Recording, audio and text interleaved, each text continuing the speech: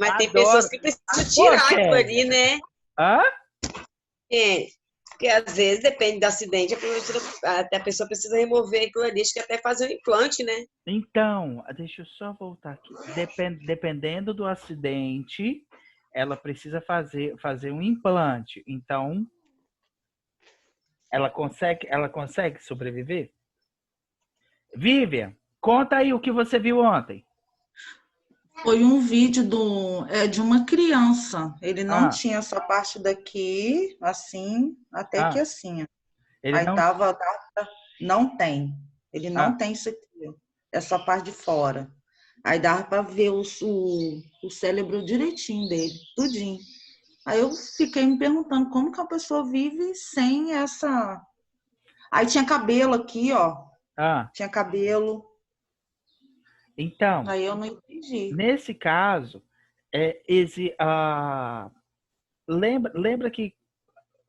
lembra que não, né? No processo de embriogênese, né? Todas as nossas células elas são formadas e diferenciadas para algum fim, né? Então, dependendo, né? Essa pessoa em questão, Vivian, ela teve algum problema de diferenciação e maturação das células ósseas que seriam destinadas à formação do arcabouço do crânio. Né? Só que as células de formação do cérebro não foram afetadas. Então, sim, uma pessoa consegue sobreviver sem os ossos cranianos. Porém, ela vai viver com restrições. Por quê? O nosso osso é o que vai promover a proteção de traumatismo e qualquer movimento. Vocês lembram que Ayrton Senna morreu também e o Schumacher quase morreu em função de um trauma não direto ao sistema nervoso central, mas a estruturas tipo essa aqui, como a aracnoide, se rompeu e deixou o cérebro deles meio que solto dentro da cabeça. E isso causa lesões de uma magnitude imensa para o organismo. Tá? Então, em casos. Professor, então quer dizer que a pessoa pode morrer? A Catiene levantou uma solução, uma questão bem interessante. Nenhum traumatismo grande, né? Onde eu não tive lesão de tecido nervoso, mas eu estilhacei os ossos da cabeça. Pode acontecer. Né? Existem procedimentos de reconstrução que não óssea, mas existe como colocar uma tela de proteção. O procedimento é feio, né? Mas ele consegue restabelecer uma proteção contra o mecânico da coisa. Então a pessoa Mas, pode falar, mas a pessoa consegue viver assim muitos consegue, anos até morrer? consegue, sim, Consegue? consegue. Toma Porque banho, toma banho normal, que assim, essas coisas tudo pega sol. vai ter as limitações, né? Ela vai ter que proteger muito, igual essa pessoa, ela vai ter Ah, que sim. proteger muito bem, né? Não, Porque ela não tem ela vai ter uma, não me tenham entendi. como insensível, né? Mas ela vai ter uma vida útil muito menor do que o indivíduo normal. É praticamente igual quando as pessoas têm um câncer e ele abre, né? Fica exposto, e Uhum, a pessoa também consegue viver com aquele buraco, aquela coisa ali, né? uhum, Porque no hospital, eu fiquei com a minha mãe internada, tinha um senhor, e no pescoço dele tinha um buraco, onde ele já estava assim, na fase terminal, quando ele virou, o sangue jorrou, porque já estava aberto. Então, aham. e antes disso, ele viveu muito tempo com aquilo ali. Então, por isso que eu deduzi que também consegue viver, mas tem os cuidados Então, mais especiais para aquilo ali. aí vocês vão atuar justamente nisso, tá? Nesses cuidados especiais a isso. Então, E, estômago forte e, e bastante fisiologia. Nossa. e o desenvolvimento dessa pessoa, ela vai ter um problema né? Ou ela vai ser uma pessoa normal? Sei, entendi dentro das limitações. Só que Aham. ela tem um problema, Aí vai ser uma depende, pessoa. depende, Vivian. É, como ela teve um problema de neoformação, né, um problema neonatal de formação celular, né, mesmo que seja de osso, né, provavelmente ela vai ter também um problema de diferenciação celular de nível de células cerebrais. Então, ela pode ter algum impacto sobre as questões neuronais e motoras. Mas a gente não sabe, né? Cada organismo é um organismo. É difícil uma pessoa assim viver, Aham. ser normal igual a gente, né? Então, Difícil, né? né? O que foge ao padrão de normalidade é bem difícil de conviver, né? Mas se ela, aí fica uma dica de um filme muito legal no qual eu chorei horrores e ele é muito bonitinho. O nome do filme é Extraordinário, tá? Se vocês já assistiram, percebe porque é um problema genético que a criança teve, né, que levou a eles a má formação de músculos e estruturas faciais, e o menino dá um show de gentileza e gentileza e, como posso dizer, né, ele é uma lição de vida, né? Quem puder, assista. O nome do filme é Extraordinário. Eu li o livro na época que eu andava de ônibus, antes de ter moto. Nossa, era 2 páginas, 400 lágrimas, né? Eu sou bobo para esse tipo de coisa. Então, bora que bora, gente. Meninges, tudo bem? Agora, líquido céfalo-raquidiano, ou LCE, ou líquido cérebro espinhal, tá? Tem vários nomes e é a mesma coisa, tá? Ele vai ser o equivalente ao líquido sinovial presente dentro das nossas articulações, tá? Então, ele vai estar, o líquido cérebro espinhal, eu vou tratar ele para os íntimos, né, de líquor. Ele é produzido pela meninge aracnoide, tá? E ele vai preencher o espaço que a aracnoide não preenche, né? Vai estar entre a dura mater e a pia mater ali. Então, tudo que está aqui dentro está preenchido por um líquido. E esse líquido vai evitar qualquer movimentação brusca do nosso crânio, ela intervenha na nossa massa cinzenta, tá? Então, tudo que for essas reentrâncias do nosso cérebro aqui, ó, essas dobras vão estar preenchidas de líquido, né? E também na nossa coluna, na medula da nossa coluna.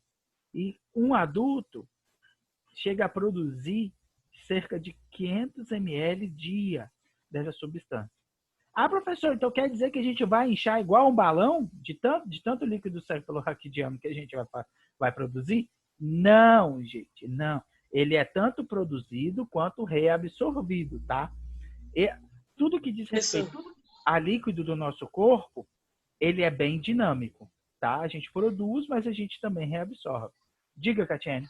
O senhor está falando na parte do cérebro, coisa da cabeça, eu não sei se faz parte.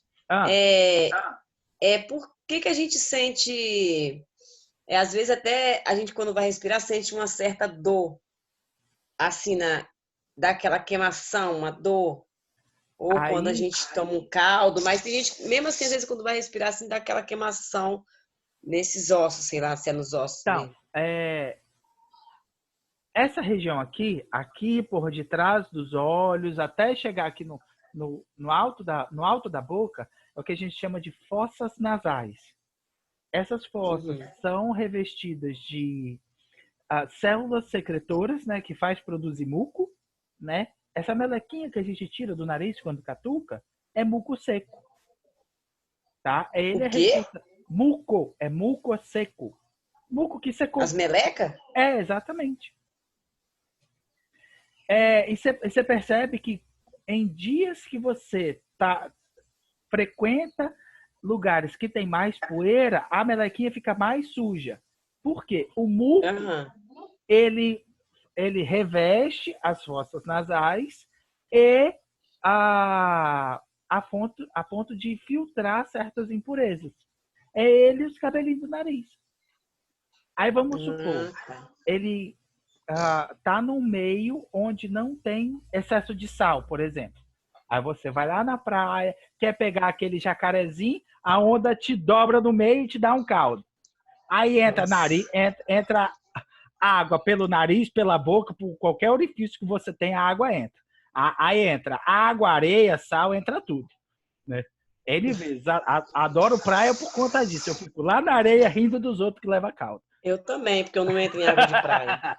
Então, Não tomo banho essa frio. água muito salgada, ela não é que é prejudicial, ela é agressora para a nossa mucosa. Bem como ar quente, bem como ar muito frio, entendeu? É digno de nota que qualquer virada de tempo aqui no nosso estado, que cai muito a temperatura, a gente já entra em coriza. Começa a escorrer água, porque essas fossas nasais, elas perceberam que a temperatura está diminuindo, então ela precisa produzir mais muco. Tá? Mas é porque tem células sensoriais ali dentro, de dor, de calor, de temperatura e assim vai. Tá bom? Voltando ao líquor, né? O que tem nesse líquor, ele é quimicamente pobre em proteínas, tá? Porque quem precisa de proteína é a célula do sistema nervoso central, não o que reveste ele, tá? E aqui está dizendo que ele é um amortecedor mecânico, tá? Então ele vai evitar que qualquer cabeçada que a gente dê na vida, né, vai influenciar na ultraestrutura organizacional do nosso cérebro. Ok, gente? Sistema nervoso central fechado. Agora, sistema nervoso periférico. A gente tem os nervos, gânglios e terminações nervosas. Os nervos partem dos nervos cranianos, que partem direto do encéfalo. São 12 pares e cada um com o seu nome. Esses 12 pares cranianos, cada um tem um nome. Vou cobrar de vocês? Não. Vocês só precisam saber que 12 nervos partem daqui.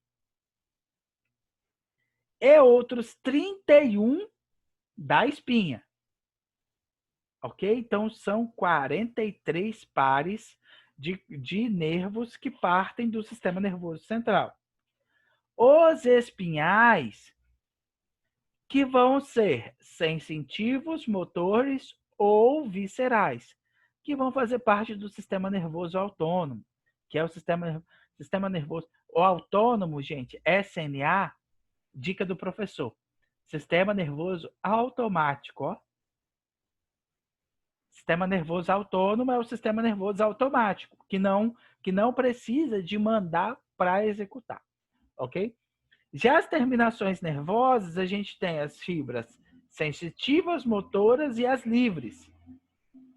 A livre faz o que quer.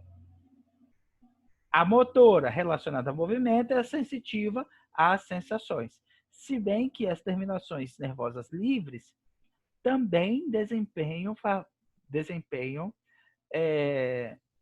função como, né, parecida com a sensitiva. No que diz respeito ao sistema nervoso periférico, os nervos são fibras nervosas unidas de tecido conjuntivo, tendo função de levar e trazer informações. Já os nervos cranianos, os nervos, né, são feixes de fibras.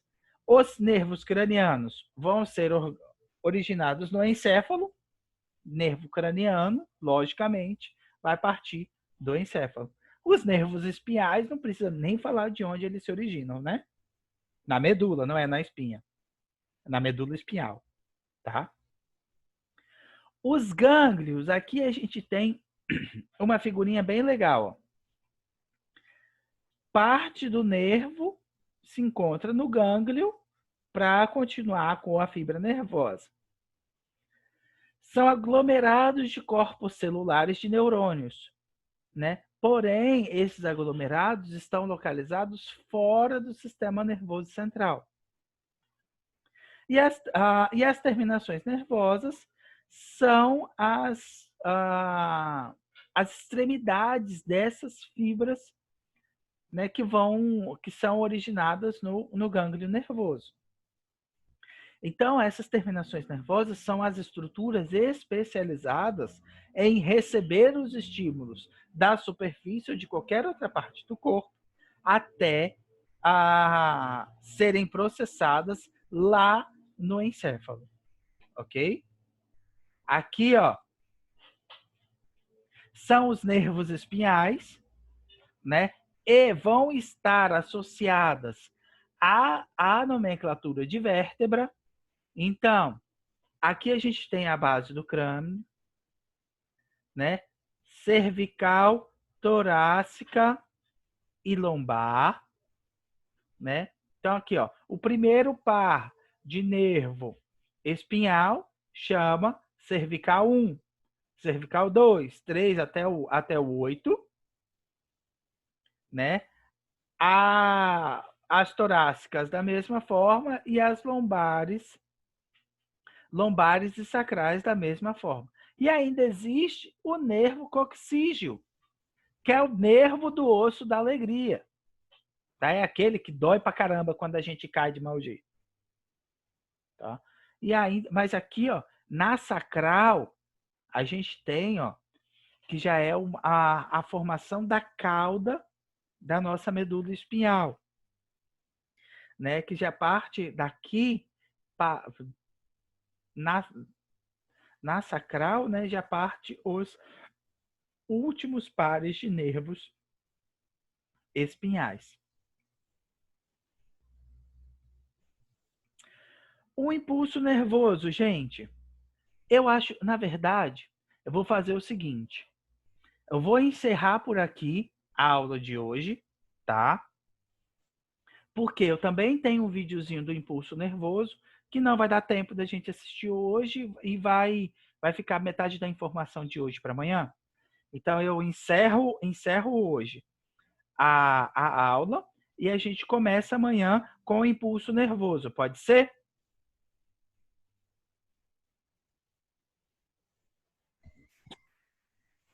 Ótimo, então. Então eu vou encerrar por hoje e a gente faz isso tudo amanhã. Tá bom? Gente, muito obrigado pela presença hoje, tá? Já vou gerar os links e já vou colocar tudo lá no grupo pra gente. Tá bom? Muito obrigado. Sim. E até amanhã. Até amanhã. Tchau, tchau. Tchau. Tchau, professor.